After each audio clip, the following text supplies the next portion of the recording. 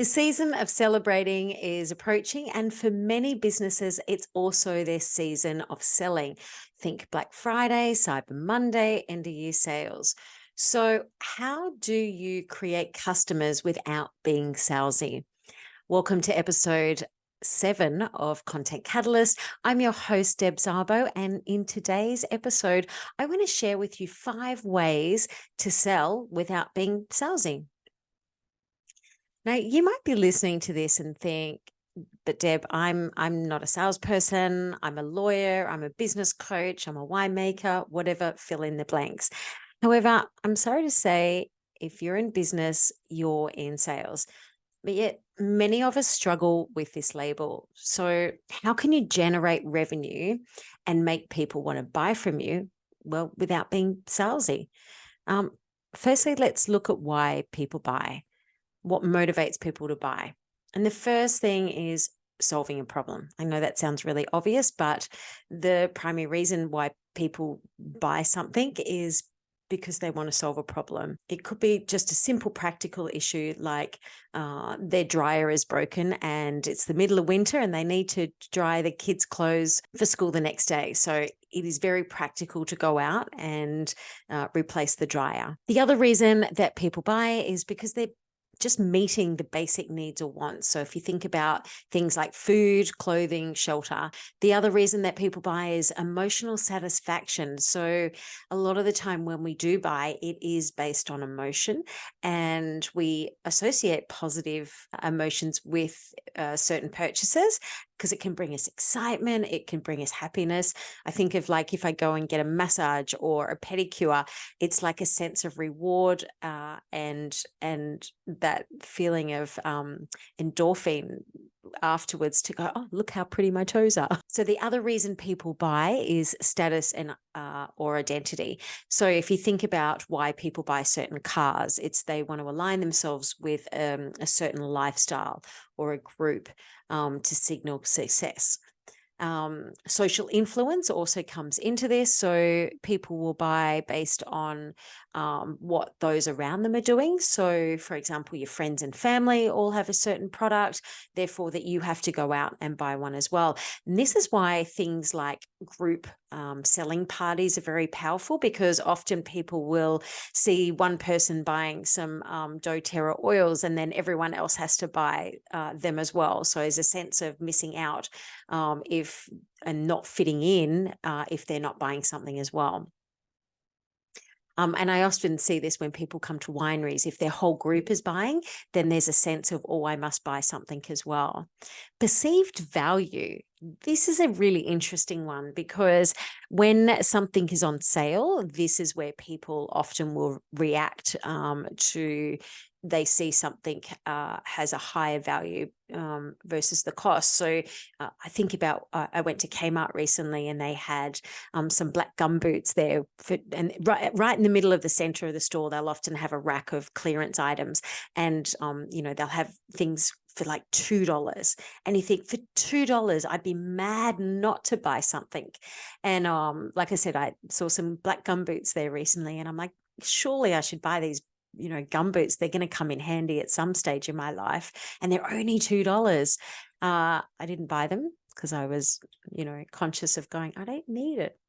The other reason people buy is convenience. So think about last time you went round the corner and bought some takeaway food that cost you, $50, when you know that you could duck down the supermarket and spend $10 and make the same curry, for example. So people essentially are willing to pay for products or services if they think it's going to make their life easier or save them time.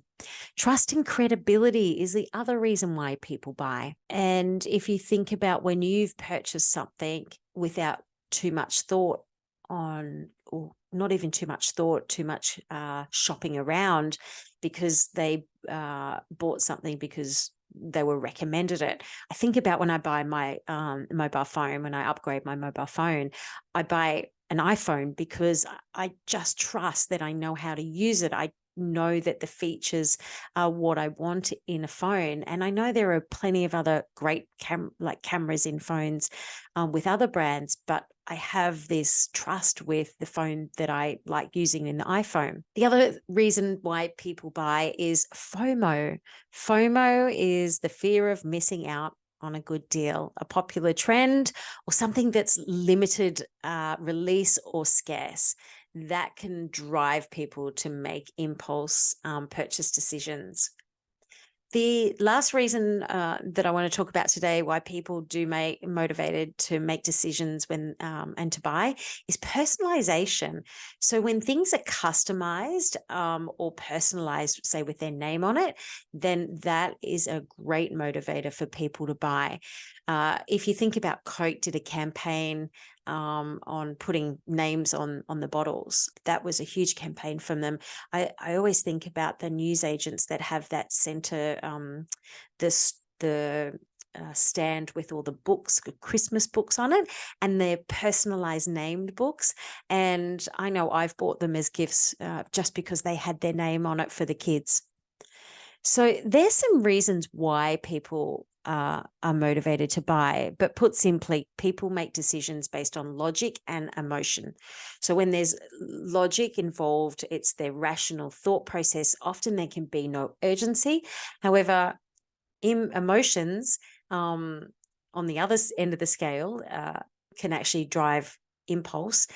And if it is an extreme impulse, they can sometimes regret it later.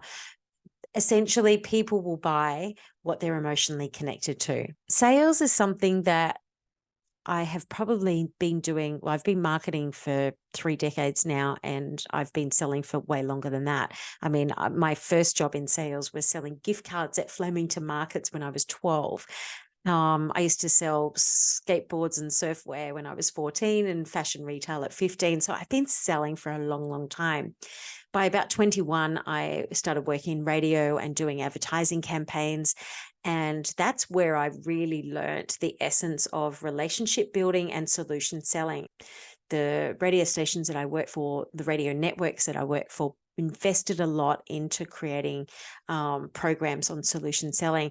And at that stage when I'd entered it, because I was the young gun, there was a lot of older, stereotypical sales people, I guess, working in that industry at the time.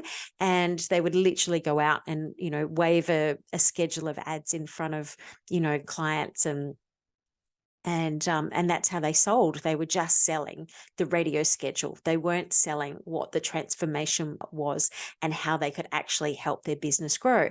And at that stage, for me, I actually did a training course with an old body language expert, and his name was Alan Pease. I don't know whether anyone knows, and if you do, I'd love you to send me a DM on Instagram if you've ever heard of him. Anyway, he came to town and we were working radio at the time, and we sponsored his training session. It was one of the most powerful things that I've ever done in my training, and I still use it today. And it just talked about how we can adapt our conversations to different styles of learning, and how we can prejudge people as well. But more importantly, it really came down to how we can provide solutions to people. So here's how I then transformed, I guess, a lot of the clients that never bought into one of the biggest spenders in the radio station I was working with at, and many radio stations afterwards, was because I was going out there building relationships with people, but instead of actually just presenting a sales, radio ad schedule, I would actually create holistic solutions, because I would ask questions and just delve more into their business. I was generally interested in how I could help them. And again, that probably comes back to my curiosity of why people bought, but also my marketing hat started back then as well. So I want to share with you now 5 ways on what I've learned on how to sell without being salesy, because I know it's a big turnoff. It's a big turnoff for me when I go into a place somewhere and I get dished out the spiel. I'm like, really? Like you're just selling it so you can either reach an incentive or tick the box, or you're not interested in me. And I see this, in retail. I see this in wine tourism, which I've worked in for many years. You can go into a cellar door and people are literally dishing out the spiel to you of going, this is a Semillon. It tastes like citrus and goes well with seafood. And firstly, the thing is, instead of asking me, do I know anything about wine? Because if you do, you know that I already know about Semillon. So now you're preaching to the converted. 2, do I even like Semillon? 3, do I even like seafood? So it's if you're just dishing out that spiel, you're going to uncover that, do I perhaps I have an allergy to seafood? Perhaps, citrus flavored wines are not my preference. White wines, I like a light medium bodied red instead. So if you ask questions, you uncover things, which brings me to number 1. So here's my top 5 ways on selling without being salesy. And the number 1 is to build a relationship. Now, you might be thinking, yeah, but somebody's walked into my shop and I've only got 5 minutes how do I build a relationship with somebody in 5 minutes? Well, I think it comes down to people always buy from people. And if you are dishing out the spiel, people are going to catch on to that straight away. So how can you transform your sales spiel into interest into the person? And sometimes it is about complimenting somebody on when they've walked in. Oh, gee, that's a nice scarf you're wearing. Or it could be a simple thing as just striking up conversation of something that you've noticed about somebody. And a great way to do that is, what are the color of people's eyes? What is their name? I always introduce myself. It's like, hi, I'm Deb. And then people will often reply to, hi, I'm, Peter. And then all of a sudden that's a barrier that's been broken down in building a relationship. People can spend months, even years, observing you before they buy. So, be patient, lay the groundwork, and have a conversation, build relationships, ask questions in that time, because then people will think that you are genuinely interested in them when you actually start to take an interest in them. One of the things that I love to do is, by building a relationship, is, when you ask questions, I love to find out one obscure thing about a person. It's like this, thing of, and I always seem, when I have conversations, when I have an opportunity to be in the sales environment, is to have conversations where I find out one obscure thing, and I always inevitably do. People reveal the most incredible things to me because of it.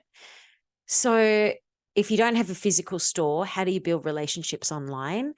Well, again, it is about having conversations. And that's why video is so, so, so powerful in building relationships, because just by putting up a static, Canva tile telling people what you do is being salesy. Where having a video up explaining things and showing things and demonstrating things, more importantly, the most powerful way that I find video being used to build relationships is in stories, in something like Instagram. So just by sharing a story a day and having conversations, like looking at the camera instead of saying, hey guys, to everybody, speak to one person. Have a conversation with one person on the other end of the lens. Educate. So number 2 is educate. So by positioning yourself as the go-to person and adding value to people, you essentially become the go-to expert or authority in your industry, or for the product that you sell or service that you provide. And you do this through content marketing. So content marketing is where you're adding value to people and giving valuable information away. And by giving all this valuable information away, you're essentially educating people. And then when it comes to selling something, you'll often find that people will just come to you, because rather than you having to ask. And that's the power of content marketing. The other thing that, number 3, way to sell without being salesy, is to ask and listen. And I know, again, these are really obvious things, but when I think about working in cellar doors for many years is often people forget to ask. They just rattle off the spiel. You walk into a retail shop, they'll rattle off the spiel. And yes, you want to tell people about your product. We're excited to tell people about our product or service, but it's important to ask questions and listen. And asking questions is a practice that you can master, because when you ask questions, you don't want the person to feel like they're interrogated. So it's a fine line between asking questions, getting feedback, as opposed to that person going, so what are you doing? Where are you staying? Where are you going? How are you doing it? So you want to have that give and take, ask and listen. The other thing is listen more than you speak. So when you're asking, like, really listen to the person, really take it in. Because often when we're selling something, we're like, I've got to tell the person about this, I've got to tell the person about that. And we forget to actually listen and take it in. And that's, again, a little bit of mindfulness there as well. So I'm such a talker. So I have to remind myself to listen and be present as people are taking the time to tell me what they're here to share. So that's if you're in person. How do you do that if you're online and you've got an online business?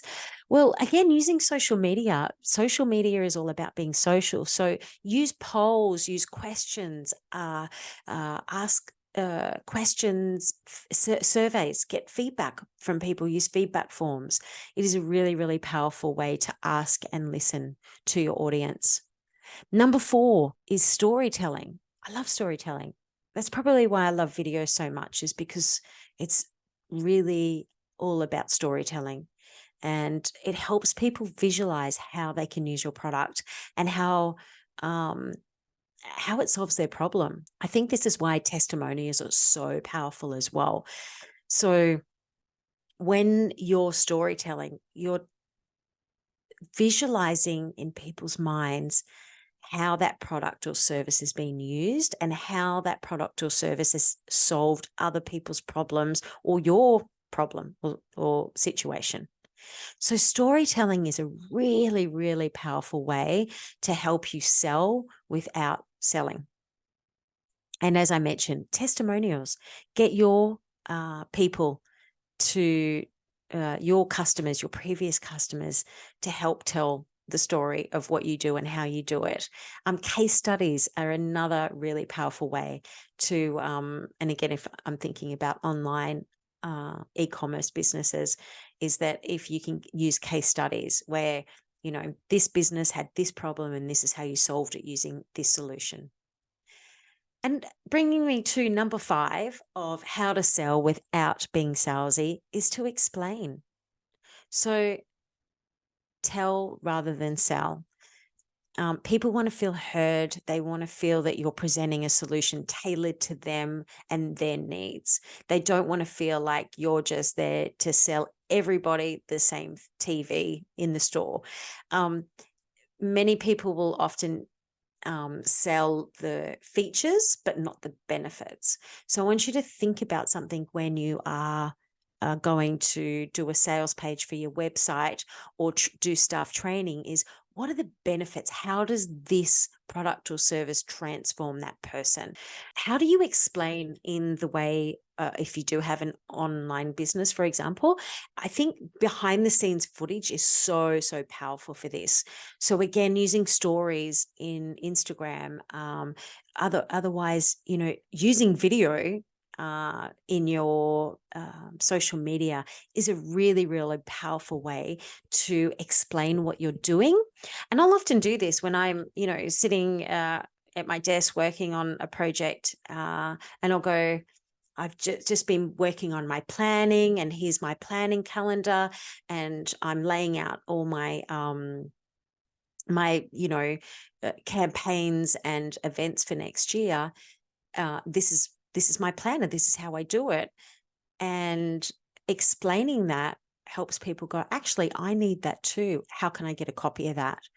And so that's a really powerful way if you can explain and tell people what you're doing, as opposed to like going, hey, buy this. But my bonus tip to how to sell without being salesy is also make it super easy for people to buy from you. And again, I know this sounds really, really obvious, but making it easy for people to buy from you is one of the most powerful ways that you can help people buy from you. And that is having simple calls to action. Do you have, the price? Do you have the product? Do you have a really big call to action button on your email, on your website, in store? Have you got the price displayed so people can just walk up? Is somebody at the till? Again, I know this sounds really basic, but it's so, so, so important to remove any roadblocks, any barriers from people wanting to actually proceed and make a process to make the purchase.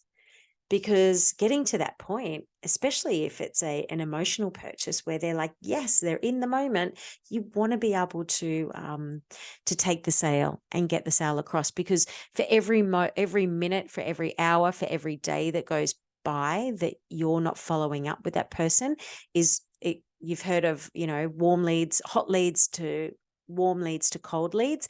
Well, the same thing happens when somebody's really in that mode of buying, then that's the time that you want to act. If you've got a physical business, take interest in people, ask questions not related to your customer, rather than just dishing out the spiel. If you're online business, start talking to people on social media, start explaining what you do, show behind the scenes, use video to communicate with your customers. Content marketing, again, use content marketing to add value to people, give them lots and lots of information so they essentially come to you to buy without you even having to ask for the sale. Or when you are ready to ask for a sale, it's such an easy transition to actually go, yes, I'm going to buy, to press the buy now button. There are my final 5 ways on how to sell without selling. I guess to leave you with the final thought, Zig Ziglar said, if people like you, they'll listen to you, but if they trust you, they'll do business with you. So having a strategy and a plan really helps you focus on how you can serve your clients that will essentially drive sales without having to hard sell. No one likes to be hard sold to. I don't.